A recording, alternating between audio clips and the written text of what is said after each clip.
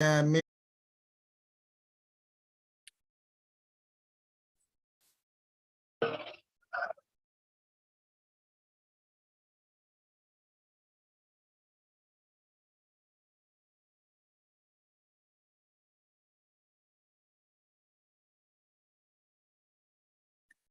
because okay. All right. What time is it? It's almost 2. It's 4:58 now, so we have 2 more minutes. 2 more minutes, yeah.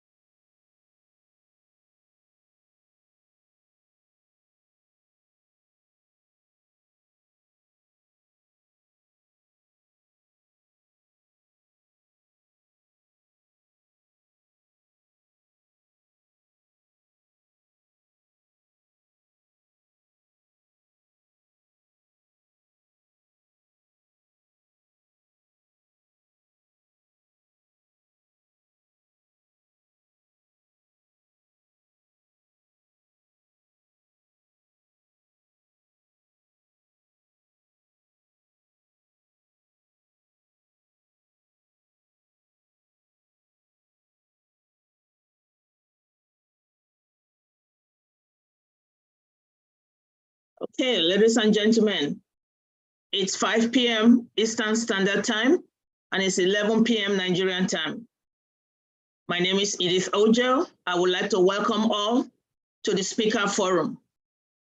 Our first speaker today will be Dr. Eugene Wosu, and our second speaker today will be Dr. Clement Ogowande. Dr. Wosu practiced in the United States for 33 years, after which he decided to move to Nigeria. He's a well-acclaimed medical doctor. He graduated from the University of Ibadan College of Medicine, and he did his internship in the University of Lagos. Internal medicine practiced in Chicago, Cook County Hospital, where he was chief resident, and his cardiology fellowship he did at the University of Wisconsin. After 33 years, he decided to transition to Nigeria, where he became the founder and CEO of Goodness and Mercy Medical Mission. Am I correct?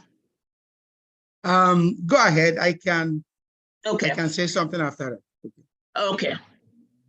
Dr. Wosu has several fellowships, including being a diplomat of the American Board of Internal Medicine, a diplomat of the American Board Subspecialty of Cardiology Diseases, fellowship of the American College of Cardiology. He's a fellow of the American College of Physicians. He's a fellow of the American Heart Association. Ladies and gentlemen, please join me to welcome Dr. Wosu to this forum. Dr. Wosu, sir. Thank you very much for having me. And let me say that I'm very pleased that you were right on time. 5 p.m. was 5 p.m., not Nigerian time. That is common in some in some organizations in the United States. So that was, keep it up. That was the right thing to do. As you rightly said, I have my own stint in the United States before coming back to Nigeria. My first mission back home was during my fellowship at University of Wisconsin-Madison. I decided to visit home after 7 years in America. So I carried some boxes of medication donated by pharmaceutical companies and went back to the village with my niece that was a pharmacy student, we just did a medical mission in the village, and I knew how it turned out. So back to United States, I finished my fellowship in Wisconsin. I moved to Savannah, Georgia, where I practiced for 25 years. Started with solo practice and later on joined a group practice. I was actually a shareholder in the group that before I decided to move back. In 2000, we founded, actually, my wife and myself and some friends in Savannah founded Goodness and Mercy Foundation. And we organized medical missions to Nigeria.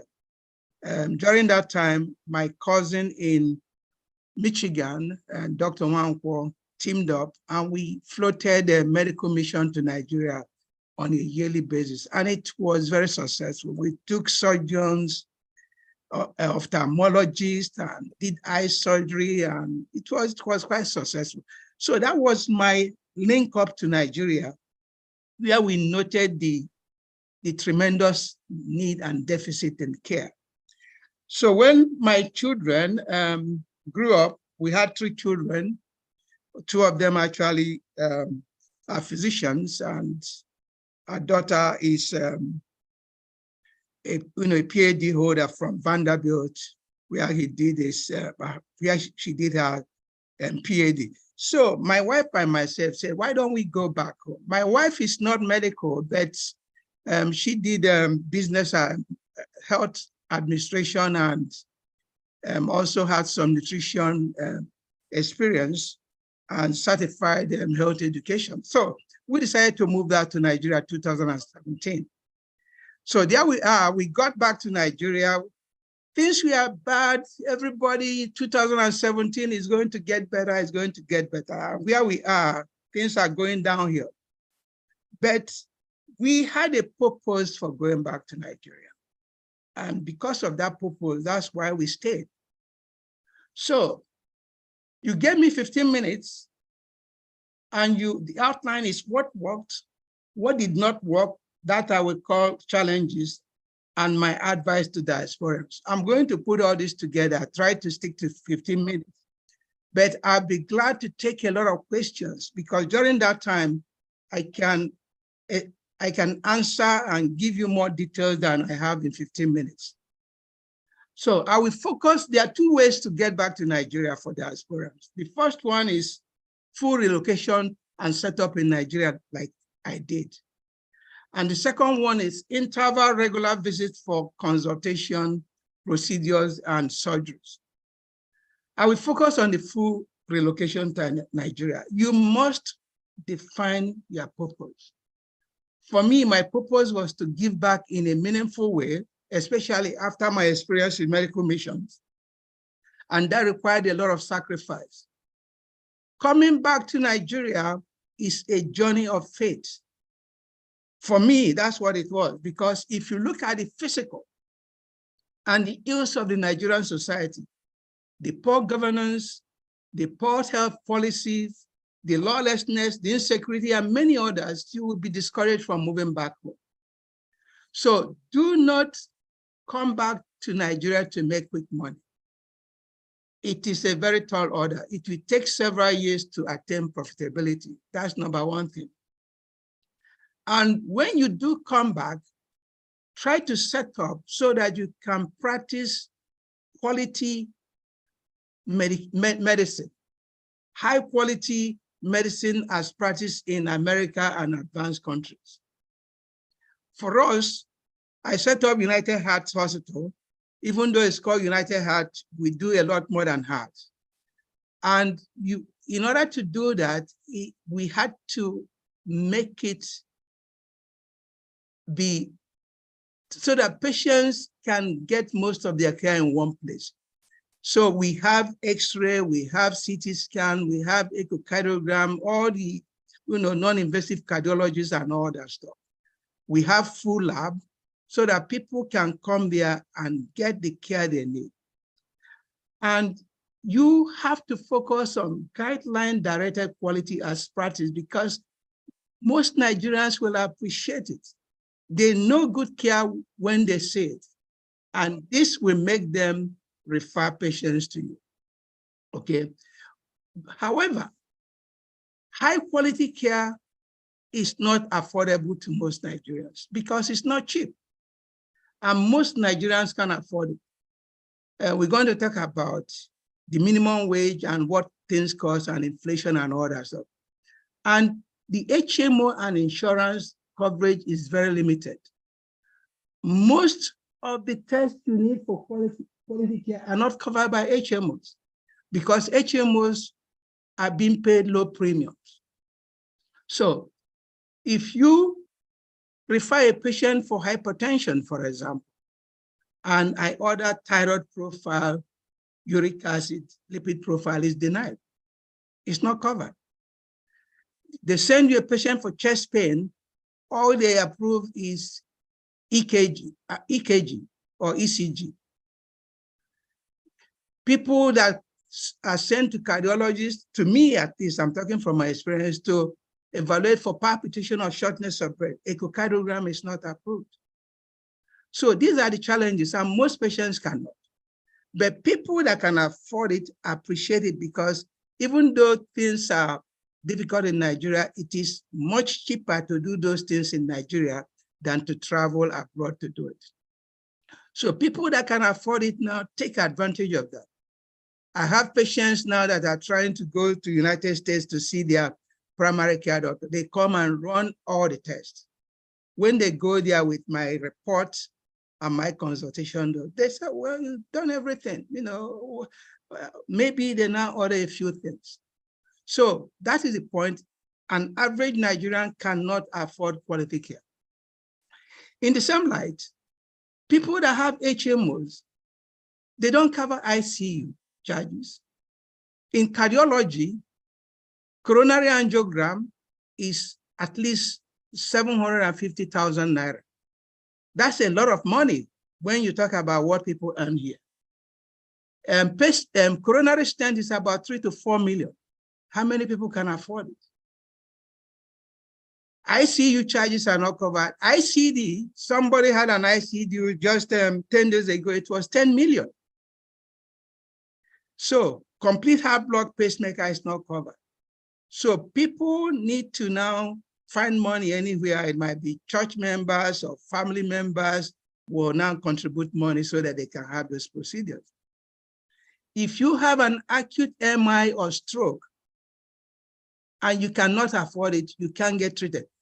One vial of TNK thrombolytic therapy is over 700,000 naira. One thrombolytic therapy. Okay, so you can understand what Nigerians are going through. Quality care is out of reach for most Nigerians. Okay, so these are some of the issues. Now, there's a problem. In Lagos now and most other people, you have diagnosis centers all over the place. Patients go to diagnosis centers, they decide to do all tests that are useful and not useful, and then they try to see somebody to take care of it. But guess what? Because of the proliferation of diagnosis centers, most of them built by businessmen, the cost of CT scan right now is 40,000. Most of these HMOs will approve CT scan for about 40, 50,000. The contrast, because I'm talking from experience because I have CT scan, the contrast for CT scan that was 9,000 a year ago, right now it is 17,000, 100 mil Omnipet. That's what it is. And let me tell you, the time we did the business plan to do the CT scan, if the condition on the ground is the same right now, it doesn't make sense to do a CT scan. So there another problem with Nigeria, when you are doing business plan, because of the way things change, that business plan does not pan through, okay? The assumptions you make are just thrown away because the cost is changing, the inflation is rising. So anybody coming to Nigeria to do business plan has to think through. It's not that it's not going to work, but some of the assumptions might not hold because of escalating cost and sudden change of policy. For example, the Forex just crashed, and because we are import-dependent country, the prices of everything went up. So another challenge here is that Nigerian workers are very poorly paid, and most people cannot live on their honest salaries. That has encouraged illegality and stealing, and the perpetrators don't see any problem with it. It is business. There is no remorse. People are stealing and they don't have any remorse. It's business. Okay, you cannot depend on people to buy supplies for a business because the prices are ridiculously inflated. I can give you several examples of what happened, setting up United Heart here. Okay, so it's just, I'm not trying to say it's just a few people. I'm telling you, I'm a Nigerian, so I'm talking with all honesty. It's just a handful of people around you that are honest. Okay, a lot of dishonesty and a lot of stealing, all around you. So these are some of the challenges. And you cannot come back to Nigeria and just focus on clinical duties. You have to be involved in everything. You have to be involved in diesel for generators, chemicals for water treatment, laboratory supplies, pharmacy supplies, and many others. Because if you leave it for people to do it for you, you're in trouble. Okay, so this is, there are instances of family, pharmacy attendants at some other hospitals that stole so much that they had to actually open a pharmacy store somewhere in town. It didn't happen to me, but these are true things. Not to talk about, laboratory, scientists. I'm just trying to tell you the level of criminality that is involved, and doing business in Nigeria, you have to take cognizance of that. This is the plain truth. Okay, there's still a few people. There are few people that are trustworthy and honest. Now, the inflation rate in Nigeria is over 20%. A few days ago, it's 25%. And the country has low foreign exchange rate. The Naira continues to lose value every week.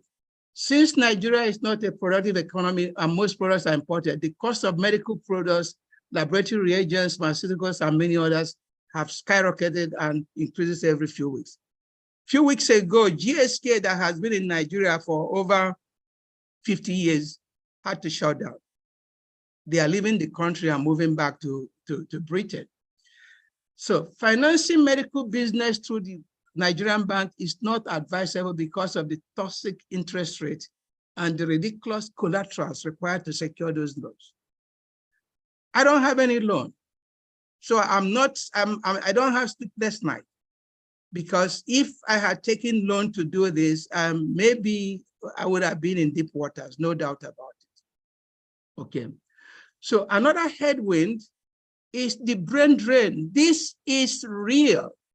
It cuts across all departments: physicians, laboratory scientists, pharmacists, radiographers, nurses, they're all leaving. Okay.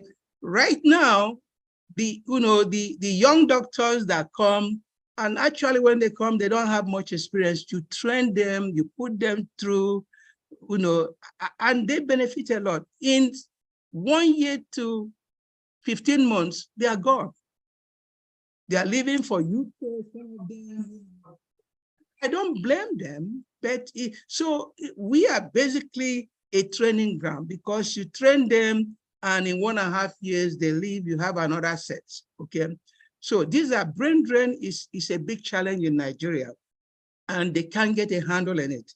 Our young doctors and professionals are leaving the country in droves, okay? Having said that, there is joy in coming back to Nigeria. There is joy. You are among your people, and that your service, you are making a difference. There are people that are there, they are not getting proper care, proper diagnosis, proper treatment, and then they discover you, they come to some of us with the experience we have, and we are making a difference. It's not just me. There are some diasporans that have come back, and together we are making a difference. I can give you instances of people that literally they were out and very sick all over the country, and somehow they find us in our specialty and we make a difference, and they are there to testify to that. So that is the joy of coming back to your people, because I know when I was in Savannah, I had a successful practice, and we had about 33 to 40 cardiologists there. So when I left, of course, I don't think there was much vacuum, but the services here in Nigeria, the difference I'm making here in Nigeria and diasporans that come back to stick it out will never be regretted. That is the joy of it. I put it this way: in America is the first mountain, and in Nigeria is the second mountain, and the second mountain is, higher. I'm talking about the joy. In America, you have happiness, but in Nigeria, for what you're doing, you get joy. The reward financially is not the same, but at least you're making a difference. So for me, my success or progress in Nigeria was possible because of my wife, who is involved in the running of the facility and controlling costs. If you leave me alone here, I may be in debt now. I'm going to tell you that, okay? You need somebody to do that for you. Maybe a professional, if you want to go that way, a professional that can be honest enough to do that. Now, for diasporans, the best way to come back to Nigeria, that's my honest opinion, is come and join an established group that you have the same ideas or concept. I'm willing to, if people found me worthy and looked at my practice and what I've done here, they want to join, I'm open for that. There are other establishments that are also open for that. But if you don't want to join an established practice, the next best thing to do is to come as a group. Come as a group and have the capital to establish a top quality care that has all the, equipment you need to deliver care at that level. That's what it is. So our people need the diasporans to come back, and we will welcome you back in whatever way that you want to be part to uplift the healthcare of your people. Thank you very much. I have a lot more to say during the question and answer. I can also give you more examples and more instances. And if there are areas I have not covered, I'm willing to take those points at that time. Thank you very much. Thank you very much, Dr. Wosu. It was really a pleasure listening to you. Madam Chair, I am not sure when the questions would come. Would it be at the end or after every speaker? Madam Chair, unmute yourself. Yeah, because Dr. Wosu is from Nigeria, I don't know whether we can change. Well, Dr. Timmy has his hand up. Let me see what Dr. Timmy has to say. Thank you very much, Dr. Wosu, for the brief talk. Just a quick question for somebody coming in or a group coming in. Just approximately in dollars, how much money in terms of will be required for initial capital investment?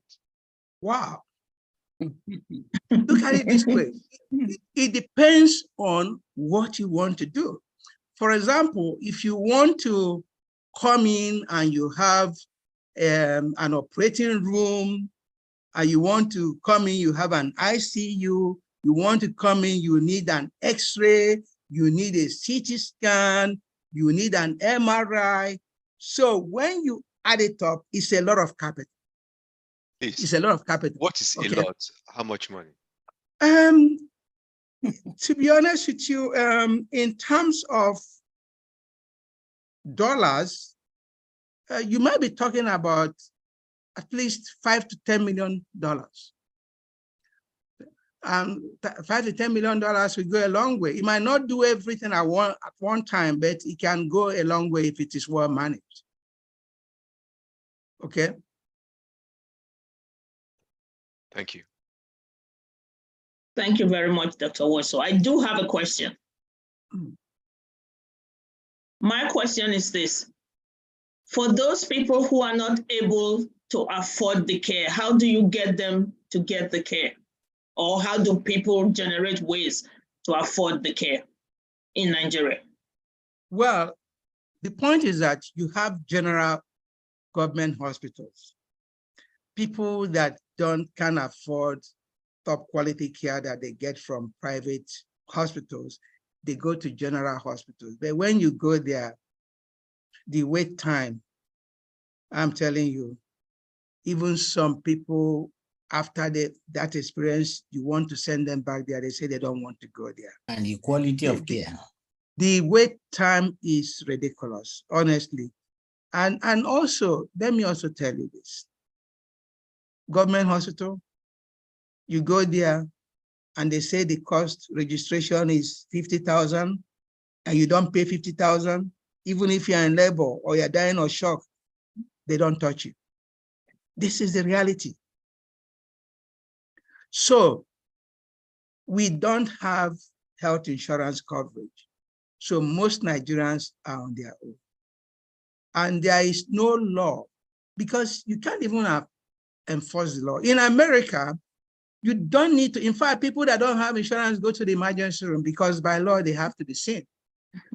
So I am trying to tell you, if you walk into a facility that has cath lab and angiogram, you're having acute myocardial infarction, if you don't make that deposit up front, you will not get the care you need.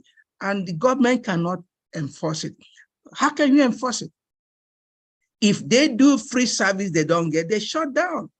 The catheters are, nothing is made in Nigeria, okay? All those catheters, everything is imported. So stent is imported.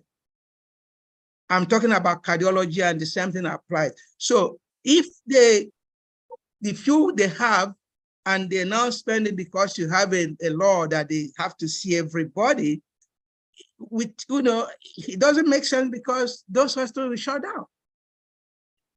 So these are the issues. And also the few things I didn't have to say, even the equipment you have, let me tell you, even the companies that supply those things are taking advantage of Nigeria. I know when I was in America, I have all those equipments.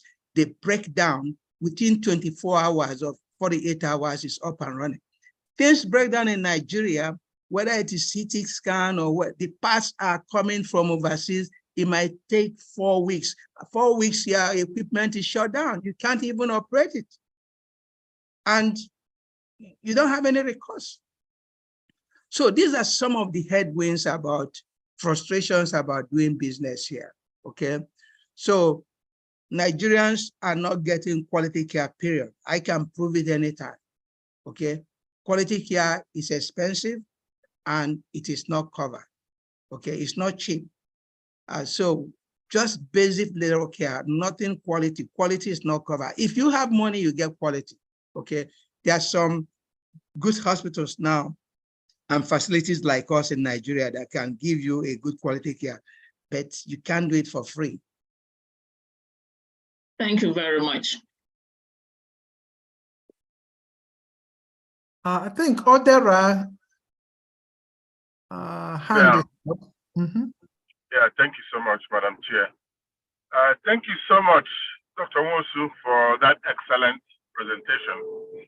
And thank you also for some of you that have, kind of beaten the bullet and pressed up and went to Nigeria. I regard you guys as men in the arena. You're right there. You're not just talking it anymore. So thank you so much. The question I have is, I do not know when you went back to Nigeria, but what would you tell yourself, your yourself 2-3 years before you went to Nigeria, based on the experience that you have now? What is it that if you knew before you went back, you would have corrected, you would have done before you went back? Wow, that's a good, tough question.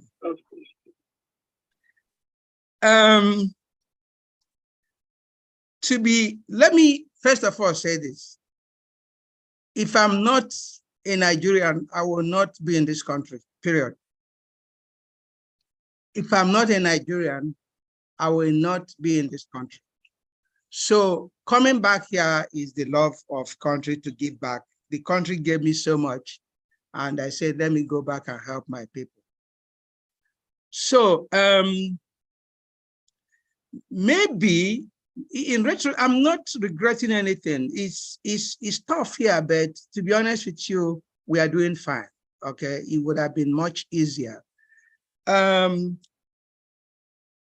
If I had my way, if I had to do this all over again, probably I would not come the way I came. I came full force. I came full force and then just jumped in and started. Okay. Some people do it differently. They will just tread the waters a little bit before coming in. But I am not actually regretting it. That was the way I chose. The only disadvantage is because you don't know the future. You now came and then you think things are gonna get better, but every day I'm not even sure we hit the bottom yet. So that's what it is. So what would I have done different? I don't know. Probably easing a little bit, but I came in full force into the ring. So that's the way I did it. But it has not been easy, but in spite of all this, we are doing fine. But all around you, you can see what is going on politically and, you know, economically and all that stuff. This is where we find ourselves. So it's a tough question to answer, but I don't think I have any regrets. And the only other way to come is to ease in instead of coming full force. Yeah, you mentioned, Dr. Nwosu. By the way, thank you for a great talk. This your talk will get around though. Okay, so you mentioned that you don't advise people, maybe within Nigeria, to get a loan. I will think No, I didn't get that. You say I didn't advise. Yeah, your advice is not, it wasn't as great. You said the loan is, you did take a loan and you don't advise it because they yes. Loan. This is Naira. Yes. You're talking about interest rate, but someone who has dollars, when Naira is going down and dollar is going up, should wanna get a loan in Naira because Naira you can trust. What do you say about that? That's number one. The second question, because I see that a good number of us going to Lagos, maybe Abuja, I guess, so they can get their money's worth. What do you say about those who just want to go to the village, to cities that are not as Lagos? You know? Okay. All right. The first one is loan. Don't get loan in Naira. Okay. First of all, the interest rate is high. If you go to commercial bank to get loan, it's going to be in the 20%. Think about it, 20%. And then it's not just that, the collaterals. Listen, there was a time we They say CBN is going to give loan to medical facilities. We got excited, did a business plan to expand the hospital, to have an ICU and all that stuff, and then spend money and all that stuff. Now to get the loan from the bank is a joke. It's a scam. I'm telling you, it's total waste of time. And if you see the collaterals, you need to have this choice house and all these things, and they will come and evaluate the house. If it's a house that is 1 billion, they might intentionally evaluate it to about 500 million.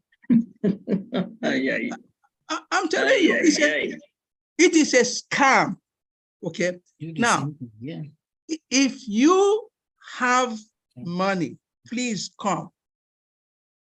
Dollar is king. You can't even get dollar right now. The exchange rate naira to dollar is 950. That is ridiculous. That is ridiculous. A year ago, it was about 360, 360, less than 400. Right now, it's heading a 1,000. You can't even get it. You can't even find it. If you have dollar, please come to Nigeria. If you have dollar, come to Nigeria and buy assets right now. I'm telling you, because you can get a bargain. Okay. So I don't think you should take loan in Naira. Bring your dollar here. Collectively, you can do a lot more. Now, regarding setting up in rural areas, you can do that. But remember that if you set up in a rural area or anywhere in Nigeria that is rural, they can't afford such care unless you're going to do just primary care. If you put an X-ray there, you put an ultrasound there, you put all those equipment, it's going to take time to recover the cost. Yeah, I'm talking about recover, not to talk about profitability. So that's why people are flocking to the cities, because in the rural areas, and their recruitment might also be less in the rural areas because they don't have good schools, they don't have, universities and all that stuff. And if you have a pharmacist there and doctors there, they want to send their children to good schools. So rural area is difficulty with funds to pay for the services. But if this is primary care or you want to do charity, like when we did mission in my town of Ajali in Anambra State, we set up a goodness and mercy clinic there for just charity. And even to run that place, I know how difficult it was. So that is the point. You can come down to Nigeria, but please come with your dollars. You can do a lot more with your dollars than trying to secure loan in Naira. However, there is a Bank of Industry. There's Bank of Industry that can give loan at a lesser, maybe 10%. That might still be holding, but before all this Naira crash and stuff like that, some people go to Bank of Industries. They have their own requirement that might be less than, not might be, should be less than private banks. Okay, so there's a Bank of Bank of Industry, but again, you have to meet their own criteria. Does that answer your question? Yes, so it does. So I can go on and on. What the thievery. How can somebody manage that? Yeah, let me tell you, it's going to blow your mind. And these people will be shouting Jesus Christ and praying and convince you that they are religious, and they are stealing with no remorse. The thievery and pilfering is unbelievable. Yeah. And some people have even told you, your own brother, your own sister, don't trust them because they will cheat you. It is amazing. So sad. It's so sad. I'm telling you, it's so sad. Little things, they just disappear like that. And How much are people being paid? Even your doctors. Here, people cannot live on their wages. I'm telling you. Minimum wage is less than $60. It's not up to that. It's not even up to $40. Even, you know, there was a time the nurses are making 110, 100 and, you know, nurses are making 110, 150,000. Even the young doctors, young doctors, you know, is anywhere from, you know, 200,000 to 350,000. What is 350,000? In what can he buy in Naira? What can he buy? Even the cost of fuel. Nigerians are suffering. They are employed, but they are grossly underpaid. And even people that can afford it are paid. Some people, for example, you know how important it is to have a driver. A driver can connive to kill you. Some people are paying their driver 35,000. And that's why some of them will go and gang up with, you know, robbers to rob them and all this. People are grossly underpaid in Nigeria, and it is wrong. How do you manage it as a business owner? Well, I told you that, first of all, we have been duped so many times. So I don't trust anybody anymore. I used to be very trusting. Don't trust anybody. Trust but verify. You have to look into anything, everything. The thing here is my wife. If my wife is not here, I don't even think I'd be able to be paying salaries. Okay? It doesn't mean you have to have your spouse. You have to have somebody that is honest and can do those things for you, because you can't. You know, I'm very busy. Okay, in fact, let me tell you, I'm working harder than when I was in America. I can tell you that. I work over there, you know, by 6:30, I left, you know, I'm the cat lab to there to office, to consult and all these things. I had nurse practitioner, I had a nurse to myself. I have people that do everything for me. But here, I have to do everything because I want to get it right. You can't trust people to do it for you, but you know, yeah, you have to be involved. If not, you're going to struggle. I think Dr. Timmy has a question. Are you still have a question? Yeah, very quickly. If you think this question is out of scope, you can leave it off.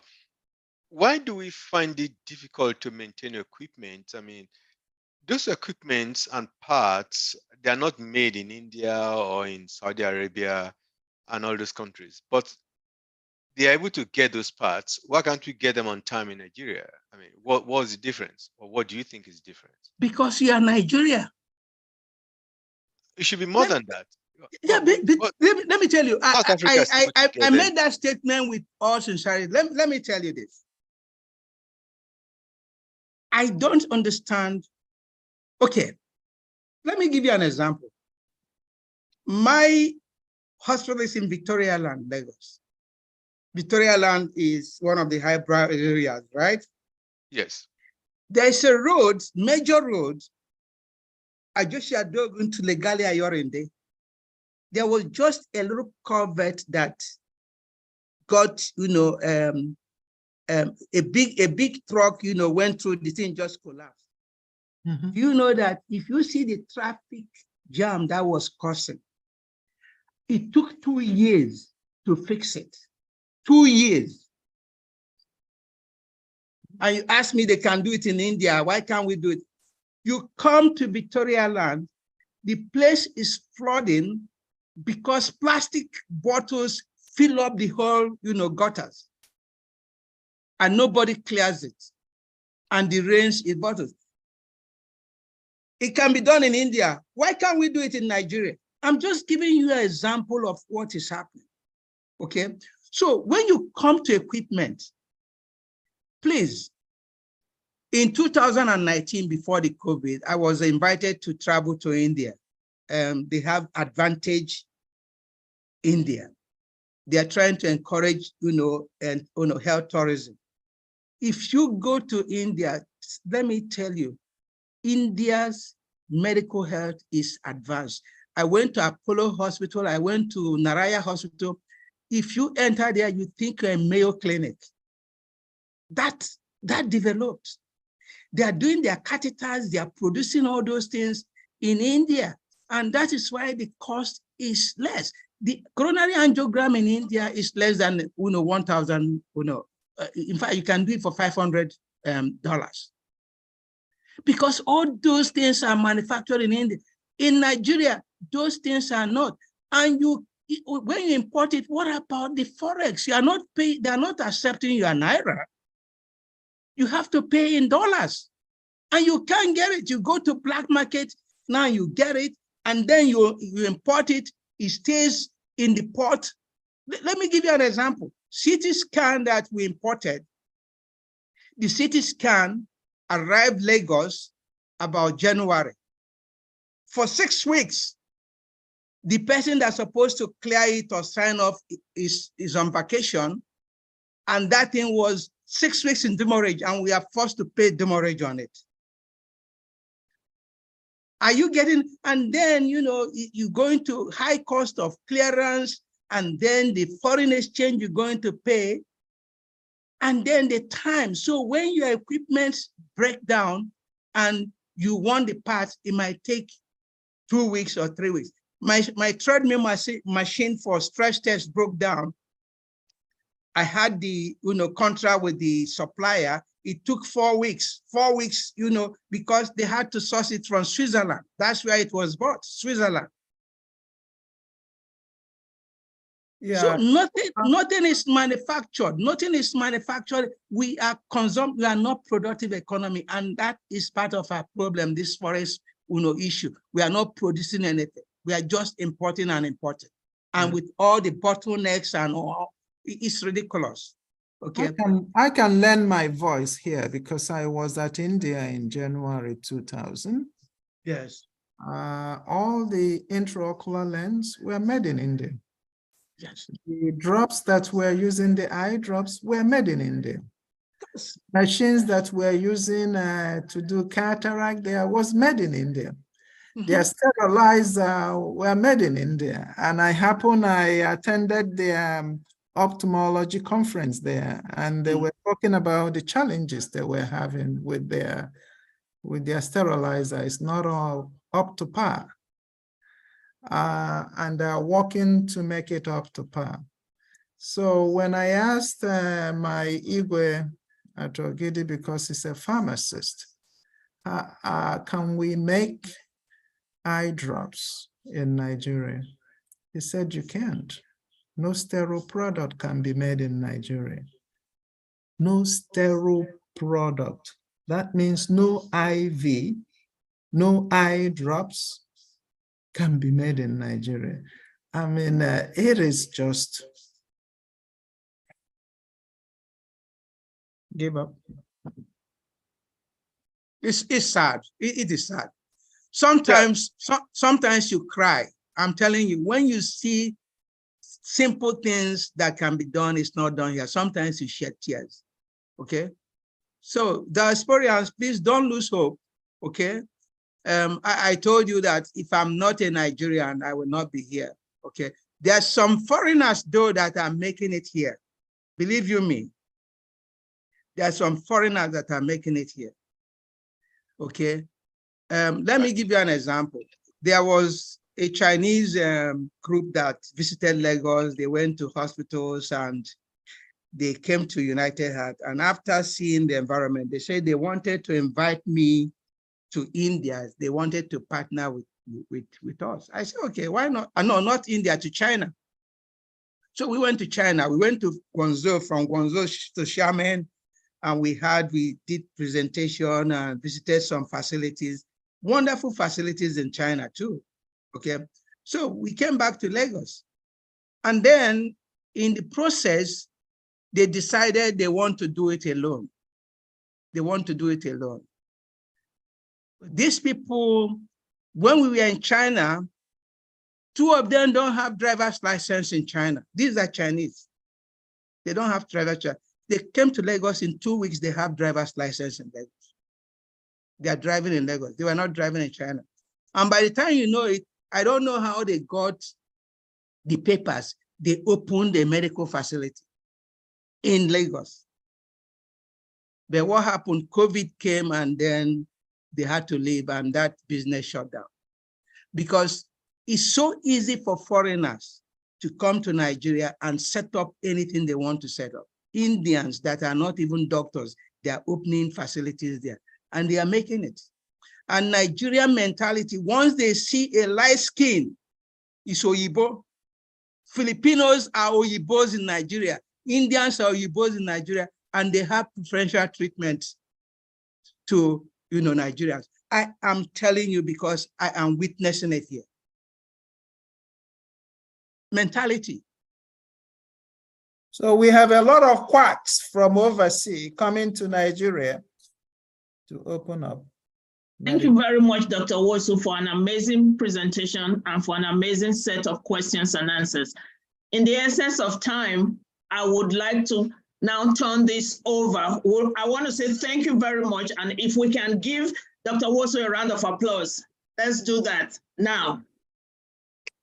Thank you. Thank you. Thank you. Thank you. Thank you. And although I'm going to turn this over now to my fellow moderator, Dr. Asemuta, to introduce the next speaker. Please, Dr. Wosu, feel free to stay with us. We know it's late in Nigeria, but it's up to you if you want to hang with us or if you want to depart at this point. So thank you again very much. So I'm going to take the podium over to Dr. Emiola Asemuta. Good evening, everybody. My name is Emiola Asemuta. I'm here to introduce Dr. Clement Ogunwande. He went to Morgan State University for his undergrad and went to Philadelphia College of Orthopedic Medicine. He's a board-certified family medicine doctor. He's the medical director of Crest View Medical Center. And he also owns a clinic called One Day Healthcare Clinic in Ogun State, Nigeria. You're welcome, sir. Thank you. Can you hear me? Yes, we can hear you. Okay, let me share this screen and I can, okay.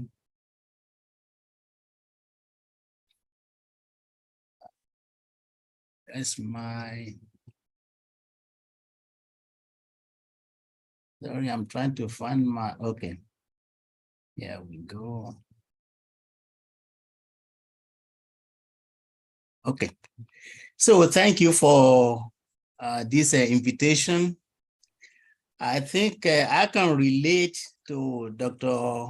Nwusu's experience, although I do not practice in Nigeria, and he spoke eloquently to medicine, practice of medicine on the ground in Nigeria.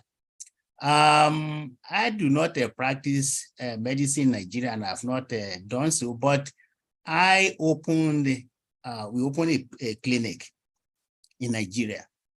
So my journey into and I can, like I said, I can relate to some of the challenges that he mentioned, and I will discuss that at the end of this presentation. But before I do that, my journey into the field of medicine was an unusual one, very unusual one. And if time permits, and if you allow me, I would like to share that experience with you. And it's not because of any kind of intelligence or self-promotion, but just to illustrate the power of determination like Dr. Nwusu has. Because if you don't have that determination, you will not like to go back to Nigeria to do anything. To do anything, because people will steer you blind. When we were going, we shipped some equipment to Nigeria, blood pressure cuff, and all those things in a box. Before we got to Nigeria, they opened that box. They stole everything in that box. They stole. I think they went to sell them to pharmaceutical company. So that's the kind of a situation we face. So it has to be the power of a determination that will propel you to go to Nigeria.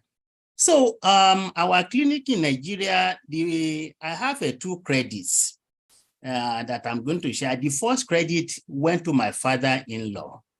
I only have 15 minutes for this presentation. No, continue. Okay, so the first credit goes to my father-in-law, although he passed away maybe about 2 years ago. He was the one who bought 2 plots of land for us at Mowe. Mowe is a very, where, I don't know how many of you know a Redeem Church. Redeem has a sprawling land at Mowe. The part that is close to Express, maybe about a mile. After that, Redeem owns about 90% of the land in that area. So, and we share their old auditorium, we share a boundary. If you leave our facility, when you go through the gateway, although they've closed that gateway, right? Gate right now, you will end up in their old auditorium. They moved from there and they went to build a mega auditorium. So my father bought that 2 plots of land that time for 400,000 naira many years ago.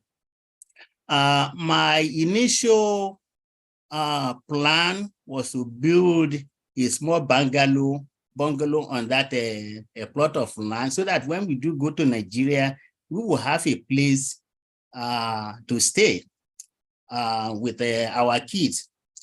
So, and this is where the second credit comes in. My brother-in-law, when I mentioned this plan to him, he said, why do you want to waste that kind of money? You don't stay in Nigeria.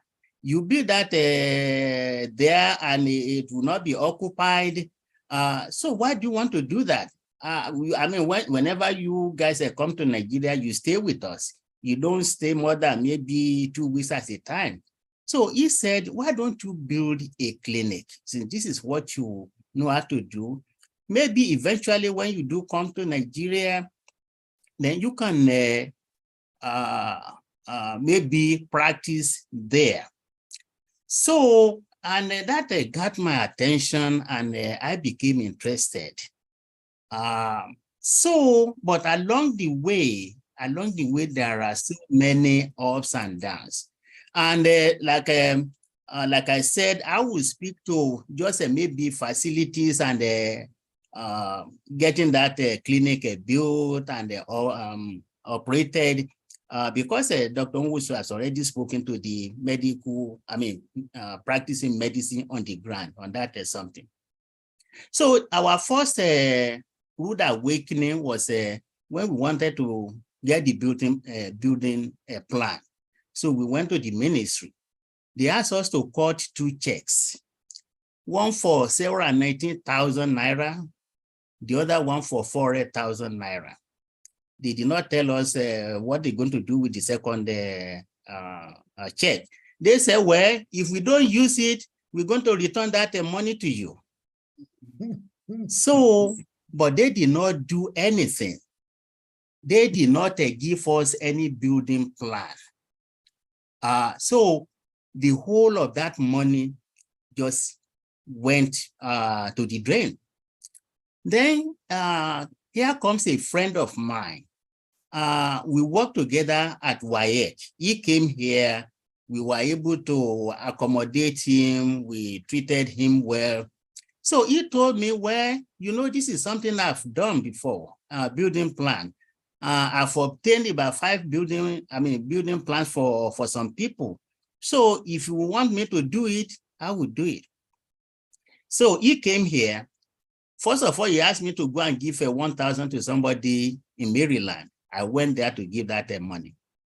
So when he went back, he said, well, I've done the building plan and everything. So you owe me 850,000 naira. apart from the $1,000 that I gave to his friends here. So I said, well, what did you do for this money? So he got 700,000. We gave him 700,000. This guy disappeared. He disappeared. Then he has I don't know whether they work together. There was a lady that was working with him. So we were, because I couldn't get hold of this my friend. I mean, we were very close when I was in Nigeria. So this lady that was working with him, eventually she gave us a different name. We were able to get in touch with this lady. So what the lady said was, well, those who are working on your plan that time, they were no longer there. We have another set of people. So, and they are demanding 300,000 naira for them to get this. I mean, I knew right from the beginning that this lady was not telling us the right thing. So she got 100,000 and went away. We never had anything. Eventually, my brother-in-law stepped in and we were able to get some kind of approval to start the construction. So fast forward, we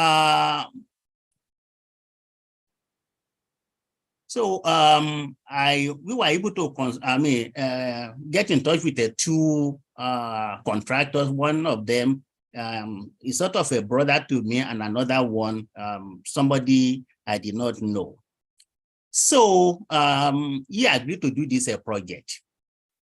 Now, when we started this project, we had about 11 million naira in the bank with the help of my father-in-law, which he helped us to save.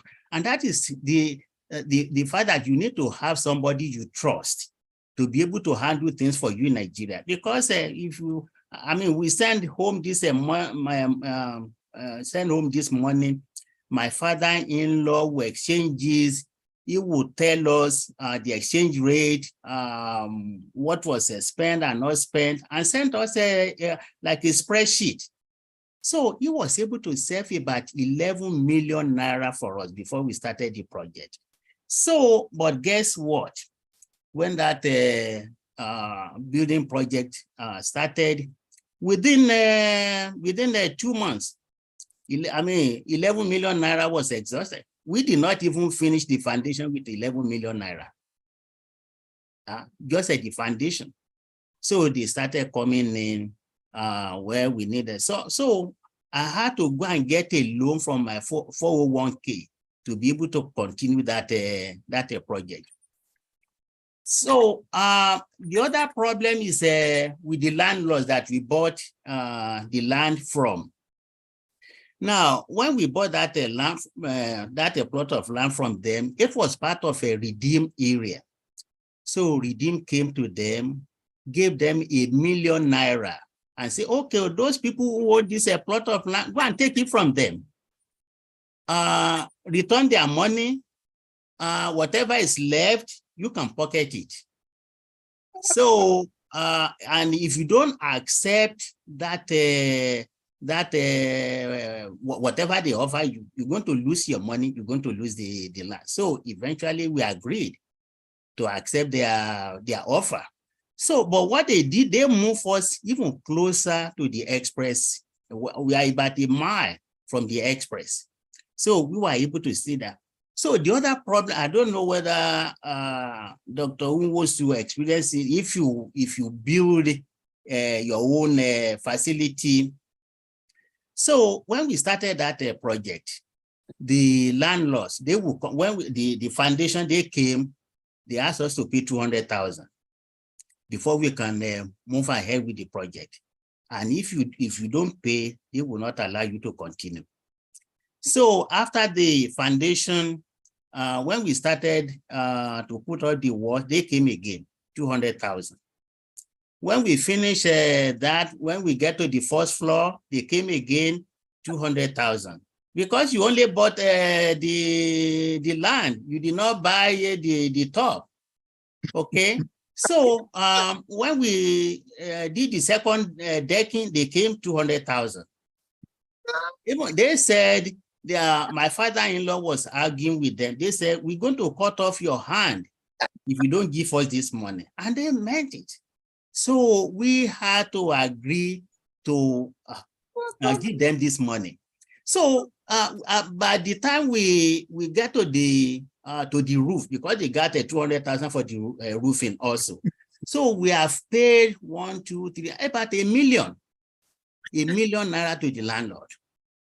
Okay, for 2 plots of land we bought for 400,000, and that is the way they operate.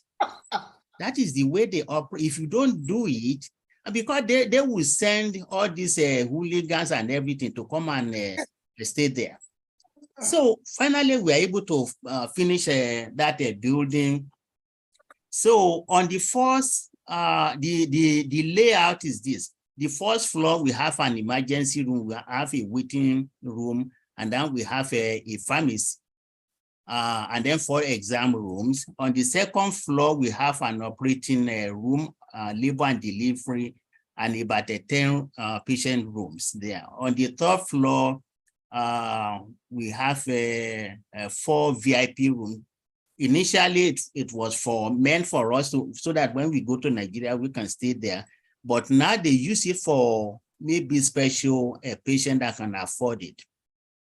So I just want to run down quickly so that I don't waste. So the staffing, we have one medical director. Initially, when we started, we employed this guy. He just finished his internship. So he was able to run that clinic for us for a while before he went for his residency. So we got another person. We hired 4 nurses. We have 1 accountant that is still there. We have 2 security men. We have janitors. And we needed these people to keep that clinic very clean, very decent. And that is the selling point for us. Because most patients that have come there, they will say, oh, this is a very nice clinic. It's not smelly. It's not this, because we take care of the compound. So as far as patient, we have 2 HMOs. One is a Hygiene, which has been very good to us. They make a payment on a timely basis, and we've received many patients from them. Then we have another, which I don't remember their name now. Then we have a self-paying patient. And as a matter of fact, most of these patients, most of them went to their insurance, say, okay, well, we want to go to this clinic. There was a time that the people administering that insurance, say, they carried out a survey, and consistently, this patient will come to our clinic. So these people decided to come and visit the place. What's it about this place that that is making them scoring high on the survey? So they came and they were able to see on the ground we have a large generator. If in Nigeria, light goes in and out. So we were able to utilize that. We have a borehole for the water supply. So what are the challenges? What are the challenges if you want to locate to Nigeria? First of all, you have to decide where you want to stay, where you want to locate the clinic. Right now, with maybe Lagos, maybe Ibadan or any other city, right now it's very difficult to come across a plot of land.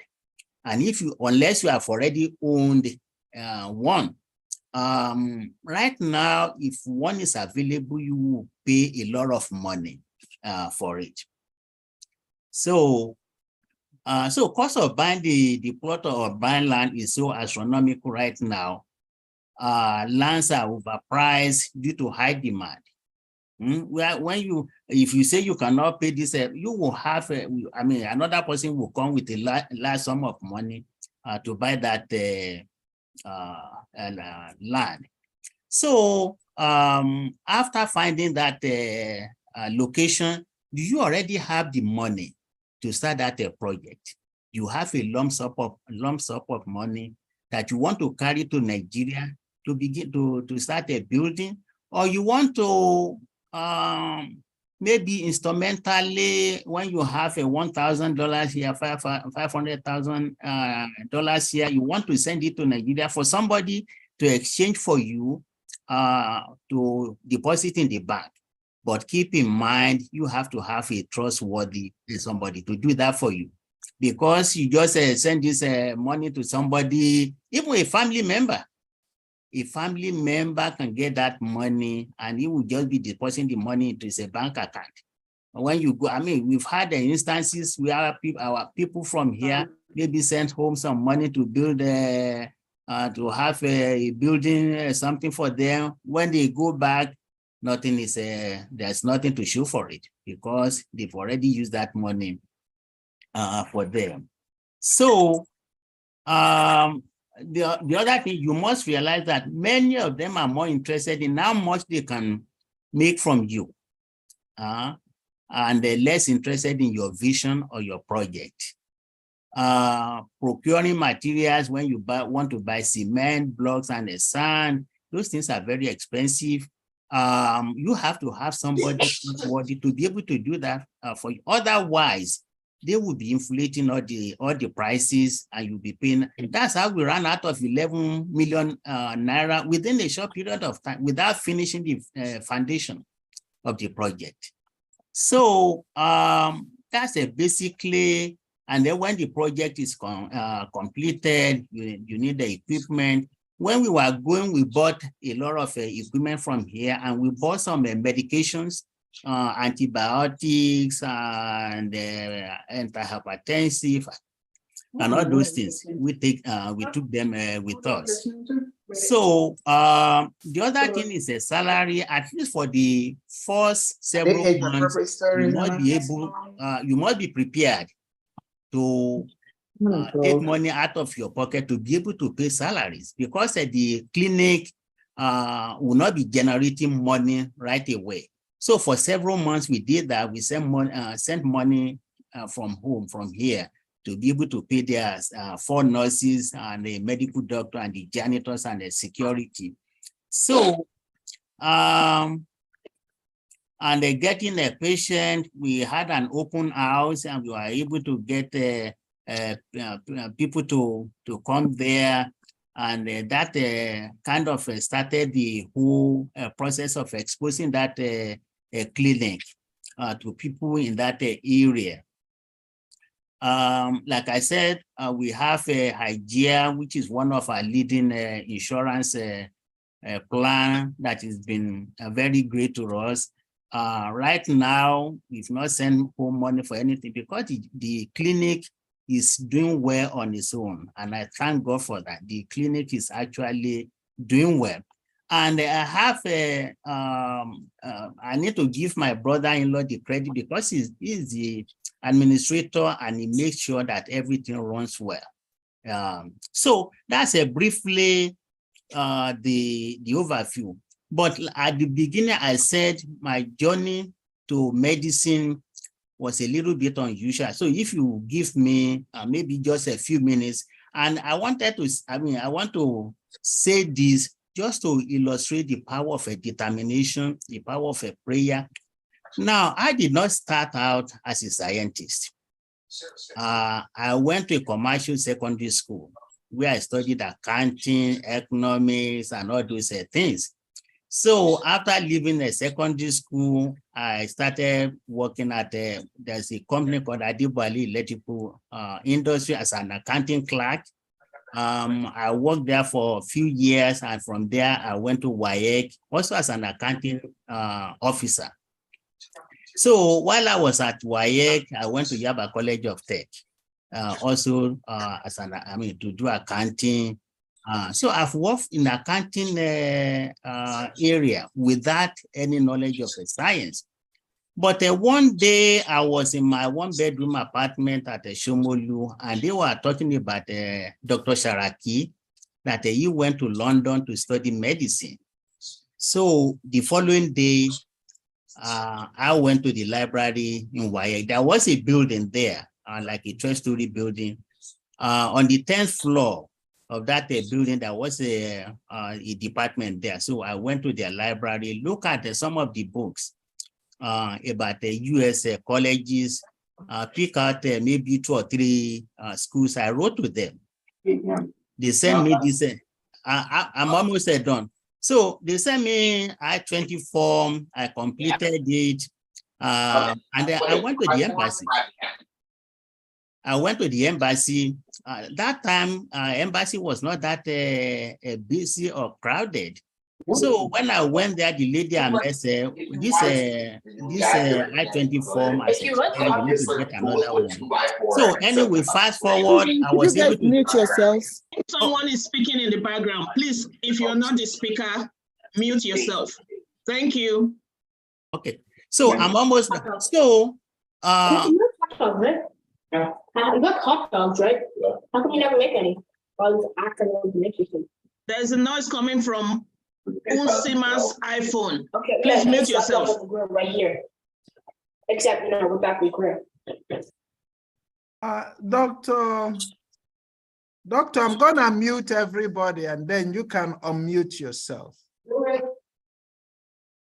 Okay, so now you can unmute yourself.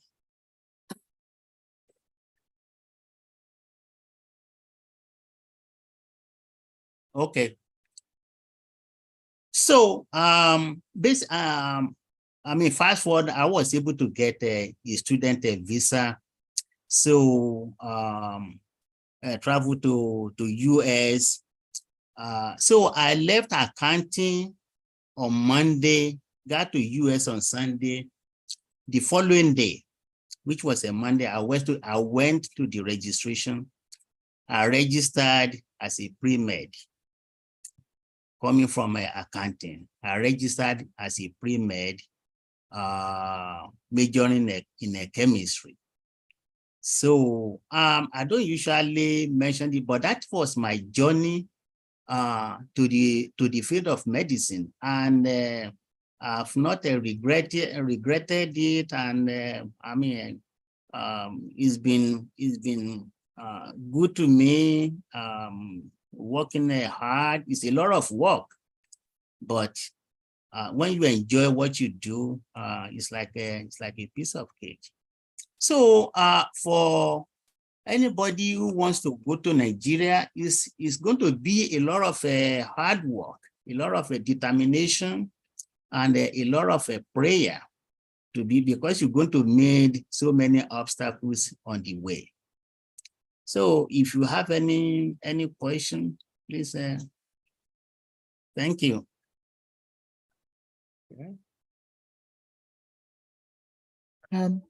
Thank you, Doctor. That was a very nice talk. We learned a lot about how to start a practice in Nigeria and what not to do also. Does anybody have any question for the doctor, please?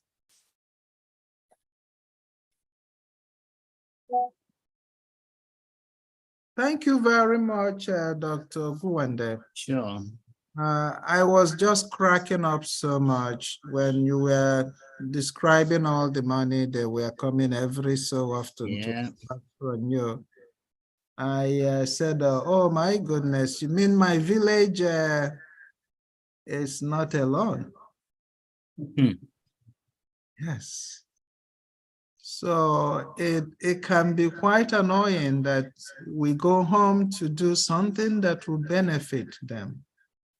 And this is what they do. They're telling you sometimes you're not even a member of the village, that you're not from the village, and therefore you need to pay a certain amount of money. And then you have to prove that you are. Oh, Nana is small, and then after a few weeks, they come back again.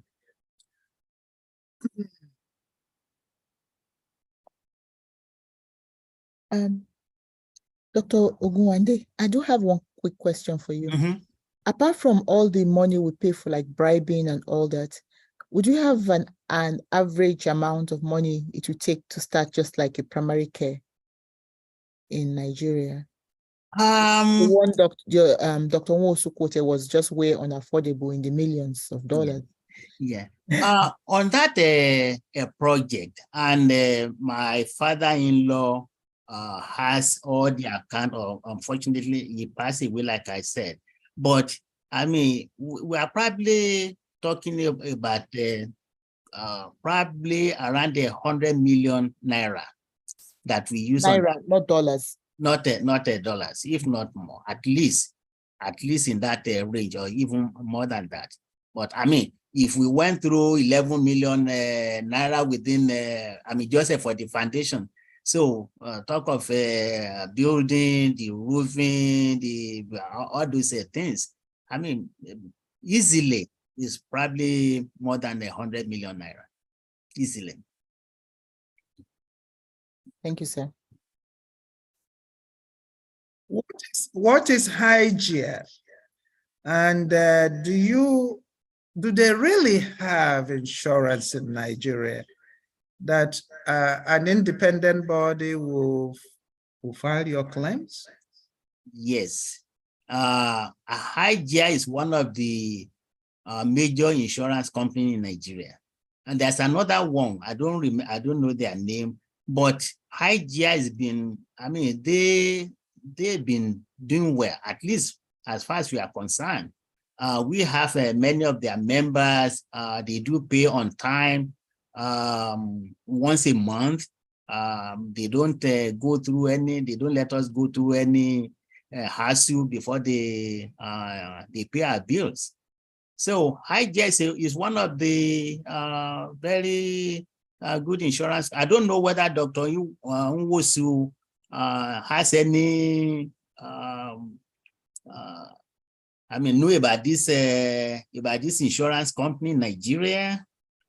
Do you have any of this insurance company partner with them? Did you partner with them?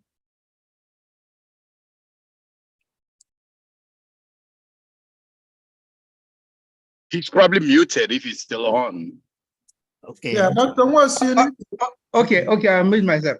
Okay. Well, it's quite a different experience. There are a lot of insurance companies in Nigeria. You have the Hygia, you have Leadway, you have AXA Mansard, you have Avon, there are a bunch of them. But the interesting thing is that, Dr. Clement, I think you are doing primary care.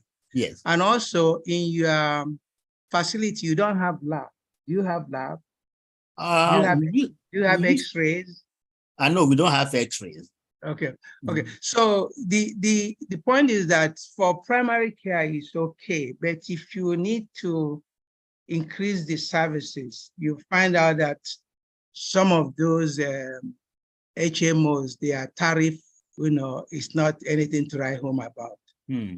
But for primary care, just seeing patients and then you are dealing with volume, it's okay.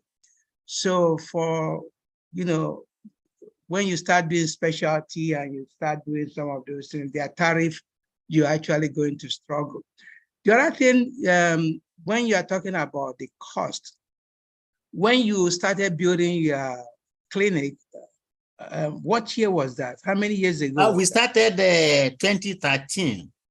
Wow. 2013 is golden age for Nigeria. Things were relatively good. That thing, in fact, if you remember what the exchange rate was 2013 and know what is now, yeah, and what these things you are talking now, that money was a lot of money then. That 11 million was a lot of money. Yeah. So right now, that 11 million might even be 200 million. I'm not exaggerating. Yeah, the exchange rate and the depreciation and all that stuff, things are extremely expensive. So for primary, and then if you are coming back to Nigeria to get that building that he got then is actually not going to be cheap. Okay, it will not be cheap to get that building. And then if you come and you want to rent, it's easier, but it's not good to rent. It's better to own your own building if you can. So those are some of the differences. To come back to Nigeria now, whether you are doing primary care or not, you need some money. Yeah. And don't depend on bank loan. Get your own money and come back with it. Don't come to Nigeria to get any loan. It's not gonna work. Can I ask again regarding the HMO? Who gets insured? Are the workers, companies insure their workers? Or is this government that, is it equivalent to Medicaid, whereby everyone who cannot afford has some kind of insurance? Or this is insured through the employees? Or they buy the medical insurance? And is this in these HMOs and insurance company available all over Nigeria, or are just some areas? Okay, Dr. Clement, you want to take that? I mean, the little bit that I know, I think it's just a combination. I don't think a government is in, and Dr. Nwusu can maybe correct me on that. I'm not really sure government is involved in that individual HMO companies. I think maybe they look for members, maybe from companies. I'm not really sure how they attract their members, how they get these members to subscribe to these insurance companies. Okay, what I know is that the HMOs go to private companies. In Nigeria, before HMOs, private companies have retainerships. They retain some doctors, but right now, over 90% of them have shifted to HMOs. So HMOs go to these companies and they insure their members, and they have different levels of coverage. Like the lower workers, they have very minimal coverage. Those people for cardiology, chest pain, they are not covered for echocardiogram, but the top management is covered. Okay, so there are different levels of HMO coverage. Some may have gold coverage, some may have basic coverage. Individuals can also go and buy, from HMOs and start paying them premium. There's a type of government insurance in Nigeria. The coverage is still in the infancy, stage. So that has been going on now for some years. But again, like everything in Nigeria, there's always one problem or the other, and they haven't really penetrated or enrolled a lot of people. And also, when you're talking about some of those things, look at the budget for health. The budget for health in Nigeria is just about 5%. Okay, 5% of total budget. And when you look at Nigerian total budget, it's really nothing to, when you convert it to dollars, it's nothing to write home about, and health is just about 5%. The other question about HMOs, I think it's mainly in the major cities. It's not in the rural areas, mainly in the major cities. So we still have a long way to go. HMOs, primary care is okay, but for specialty cares, most of those things are not covered. You still have insurance, and then what you need to save your life is not covered. That's the challenge we have in Nigeria. Thank you. So, Dr. Ogwande, Yeah. do you manage your time in US and in Nigeria, or do you have somebody in Nigeria that is managing your practice there? Yeah, I have, fortunately for us, my brother-in-law is managing that clinic. He's on top of it, and we have a doctor that is that we employed. We had right now we have 4 nurses, and we are planning to hire another a nurse. that would be able to, with experience, that would be able to do maybe some midwifery. Because in that clinic, we've delivered many, we've had many deliveries in that clinic. Okay, so he's the one managing that clinic for us, and we have the, like I said, the doctor and the 4 nurses on the ground there. Mma had raised her hand. Mma, can you go ahead? Yes, please. Yeah, speaking about the insurance, I'm just trying to figure out what insurance is all about. Is it against malpractice, or how is the insurance applied? Because I know in Nigeria, there are so many things that go wrong in the hospitals, and the patients don't ask any questions, nothing happens. So what's the insurance all about? Who is it covering? Okay, I mean, from my little experience, it's not about malpractice. This insurance is just for this patient. If you are sick, they send you to any of these facility to be taken care of, and then you saw. But I don't think malpractice, and Dr. Nwos, you can speak to this. I'm not really sure about the malpractice insurance in Nigeria, whether it's available and now whether it's been enforced or not. Because in this country, if you don't have a malpractice insurance, you cannot practice. Right. You cannot practice. I'm not sure the malpractice is enforced in Nigeria, but individual doctors can get insurance. For me, at United Heart, we have insurance to cover the equipment and also lawsuits for, against the doctor or the hospital. But as part of your medical licensure, malpractice is not compulsory in Nigeria. But lawsuits are beginning to happen. Nigerians are pretty good copying what is happening in America and elsewhere.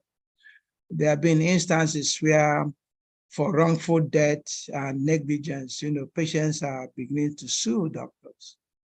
So it's coming in Nigeria. Maybe that's just for some people who are exposed. There are so many things that go wrong in the rural areas, and nobody asks questions. So for those of you who are practicing in Nigeria, what can you do to protect your patients? That's a tall question. Yeah, what can you do to protect your patient? I mean, the best thing to do is practice standard, high quality standard of care. Quality care, yeah. Basically, that's what you need to protect yourself, not just the patient. You have to practice quality. And then the other thing also is documentation. The documentation is not very good. Like the doctors that come through us, we really brush them up on documentation, because documentation is so scanty, and that's not acceptable. So, and by the time they leave, they are doing much better and they appreciate it. So documentation is terrible. It's terrible. But to protect yourself and the patient actually is, guideline directed quality care. That's what you need to practice. We have Dr. Bobolagis. Yeah. Can you unmute? Mute yourself, yeah. Okay. Yeah. Good evening, and thank you very much for the talk. It's been very informative, Dr. Wilson and Dr. Buwande. So I have one particular question, because you were mentioning that it is difficult to get equipment and get other supplies. So how have you handled that situation to keep your facilities going with having the right medical supplies on time when you need them? Okay. First of all, for certain supplies, when they are, you don't wait till they run out, okay? Let me just give you a simple example. For stress tests and ECG, simple ECG papers are imported. And I use GE, for example. I use General Electric, they are nice, cardio test, stress test machine. So about 2 or 3 months to finish, I order in bulk. Okay, so if you wait until you finish your order, for them to get it might be 6 weeks. In fact, during COVID, that was even 3 months to 4 months. So, and common ECG electrodes, all those things are all imported. Nothing is made in Nigeria. So you have to start early to place your order because you don't know when you're going to have it. There are certain things you can't predict, like the equipment breaks down. Okay, the equipment breaks down, and then the downtime, they might tell you is 2 weeks by contract, but for several reasons is 4 weeks. What can you do? And lawsuit in Nigeria is ridiculous. You are wasting your time. You are wasting your time trying to sue anybody in Nigeria, because for the next 10 years, I am not exaggerating, for the next 10 years, that case is still in the court. Yeah. Okay, so you don't. I don't even want to go into it. Going to the police is just waste of time. Was duped, I was forced to transfer money on my way from Benin, driving back to Lagos 2018. You have the account number, you go to police, you waste your time, make police statement, and they tell you they don't have jurisdiction and all this stuff. Total waste of time, total waste of time. So you don't want to sue anybody because nothing will come out of it. Even if they breach your contract, you just have to wait. Your equipment might be down for 6 weeks. When it's up again, you start doing it. That is the gospel truth. The other day, I sent a patient, there's one special procedure that I don't do. I sent a patient to a very reputable center in Lagos, in VI there. He went there to do it. They charge him money and say the equipment is broke down. Come the next day. The next day, the equipment is broke down. And it took him 2 weeks to get his money back, to refund his money, 2 weeks. We need to start producing. That is the solution to all this. We need to start producing. Right now, everything is coming overseas. Is there any moves for that to happen? Well, first of all, Nigeria, you have to get the governance right. You have to, again, this is not politics, this is true life. The way Nigeria is now is not working. We all know that. We need to do the right policies and start producing. Look at oil, even the oil that we are selling, we can't even take care of the oil. People are still stealing it. We are not even meeting our quota, just low-hanging fruits. So it's going to take time to, have the right policies and start Nigeria to start producing and start exporting. That's when we start making foreign exchange, not to be importing everything. We can't have enough dollars to import, and everything has to be paid in dollars. That is the problem. Dr. Woso, how do your medications, the medicine that you use, are you able to procure? I know medication is very expensive. Do you have any particular supplier? Do you get them from? Yeah, to be honest with you, most of the medications are available in Nigeria from this big pharma. They're in Nigeria. And the truth about it is that those medications are actually cheaper in Nigeria compared to what you're paying in America. Empagliflozin is available in Nigeria. Okay. The one now used for diabetes and heart failure is available in Nigeria. What you call Entresto for heart failure in America is what they call Imperio in Nigeria. It's much cheaper in Nigeria to use, but for an average Nigerian, most of them can't afford it. So the medications are there. So for people that have the money, they will get it. But unfortunately, with the Forex exchange, there are things that are not available. For example, JSK that just left Nigeria, the Seretide for asthma and COPD and Ventolin is not available in Nigeria anymore. Wow. Yeah. So people with asthma and all these things now, they are finding it difficult to get the prescription. Because some of those things with the Forex. So there are certain medication because of the Forex, then the supplies dwindle and you can't source them. So we still have some of that issue. It has to do with the ease of doing business in Nigeria, importing those medications and then the Forex to pay for it. So some medications are difficult to get. Someone's hand is up. Dr. Yeah. So ladies and gentlemen, we have run past the time. So that one hand that's up, let's make that our last question, just so that we can move on and finish up in time. We have run past the time. Okay, thank you so much for the excellent talk. It's very illuminating, Dr. Nwosu and Dr. Ogunwande. So we've heard so much about having to import materials that you use in the clinics. It looks like there's a market for the products. Will there be will people be interested in procuring those materials if they're made in Nigeria? That is my major question there, because definitely there's an opportunity there. We know from other consumables that people seem to prefer things that come from abroad. What's been your experience and what's your opinion on that?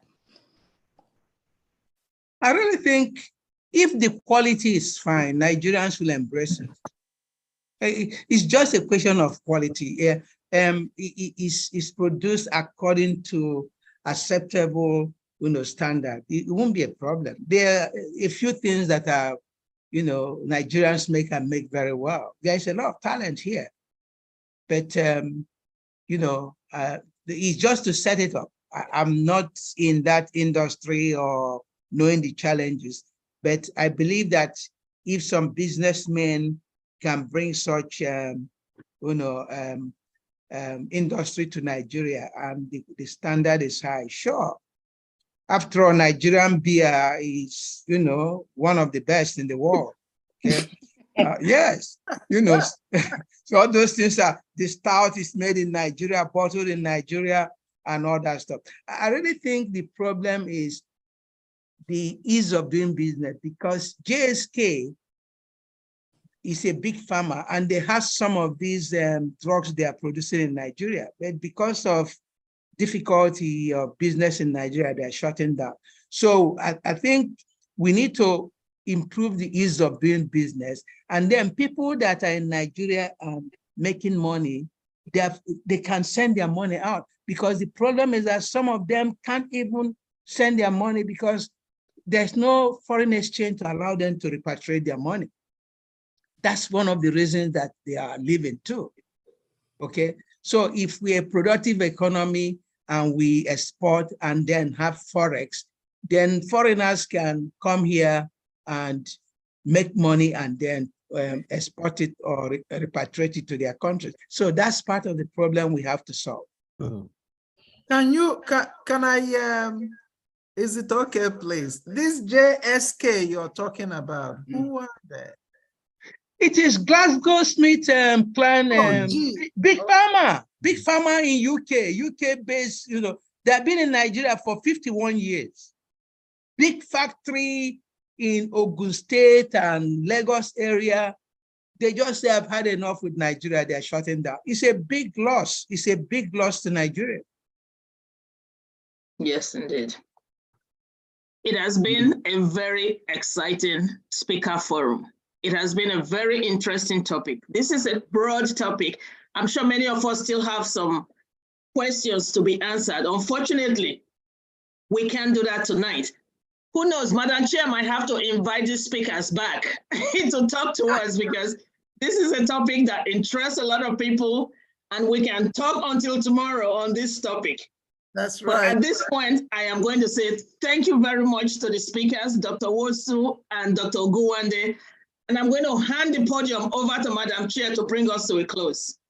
Oh my goodness. Dr. Edith, Dr. Eviola, you guys just did great. We thank you for moderating this excellent forum.